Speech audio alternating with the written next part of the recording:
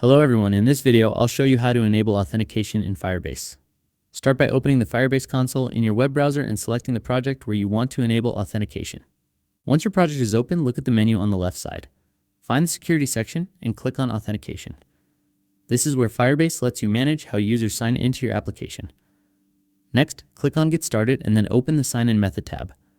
Here you will see a list of available authentication providers. These include email and password, phone authentication, Google, and several other sign-in options.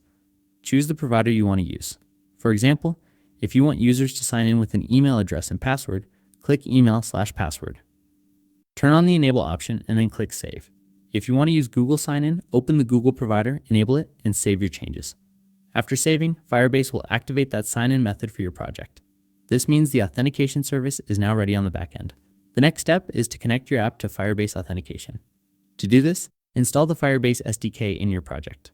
The exact installation method depends on the platform you are using, such as a web app, Android app, or iOS app.